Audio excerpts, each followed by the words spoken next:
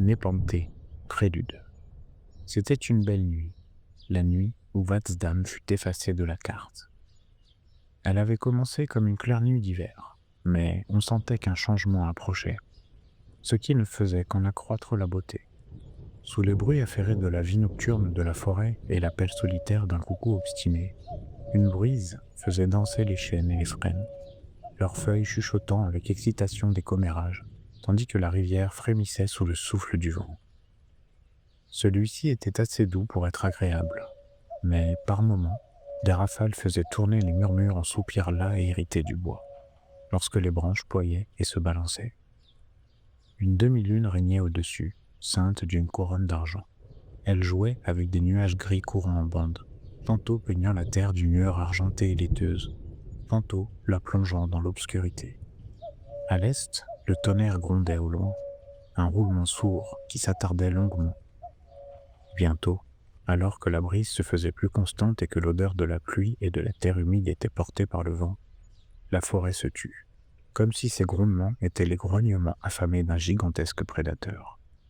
Seul le coucou continua d'appeler quelque temps encore, son chant régulier semblant déplacé avant de sombrer lui aussi dans le silence.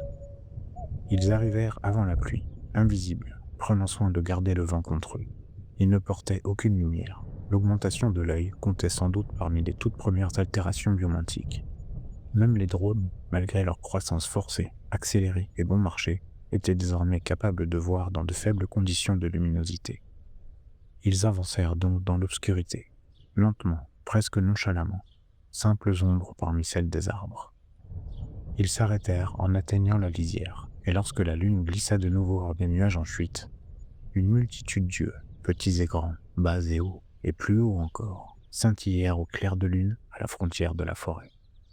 Depuis les ombres, ils observaient Vadsdam, où des torches brûlaient tout autour de la modeste barricade, où les fenêtres éclairées par les foyers et les chandelles formaient une petite garnison de lumière dans le royaume de ténèbres de la nuit.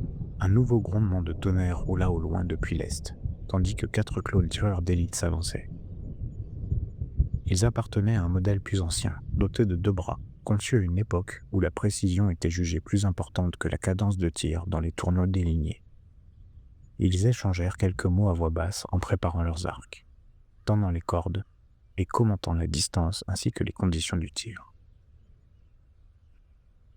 Lorsqu'ils eurent choisi leur cible, 2 silhouettes au sommet de l'unique tour de guet de Vadsdam, ils signalèrent qu'ils étaient prêts.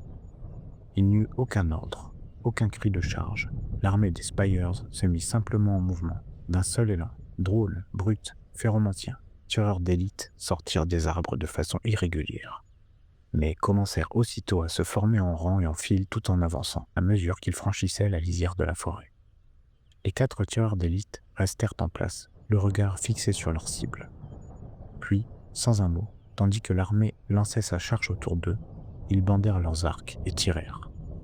4 flèches, 4 tirs impossibles, contre le vent, dans l'obscurité. 4 cibles atteintes, les silhouettes sur la tour de guet, transpercées au cou et au cœur.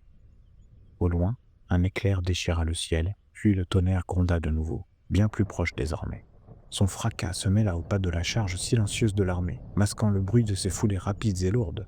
Des arbres entiers furent repoussés sur le côté, 2 abominations jaillirent de la forêt, leurs jambes contre nature galopant d'une manière maladroite mais fulgurante.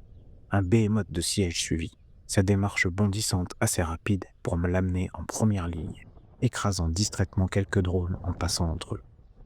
Il prit la tête, menant la charge, les yeux fixés sur Vadsdam qui se rapprochait à chaque instant, tandis que d'autres éclairs zébraient le ciel et que le tonnerre grondait au-dessus. Indifférents à la charge, les tireurs d'élite se retournèrent vers la forêt. Sauf l'un d'eux. Penchant la tête avec curiosité, le clone observa encore un instant l'endroit où les flèches avaient frappé. Il fronça les sourcils, le regard rivé sur sa propre flèche. Elle était toujours là, fichée dans le cou comme prévu. Elle était là, encore visible, comme si la cible ne s'était jamais effondrée après avoir été touchée.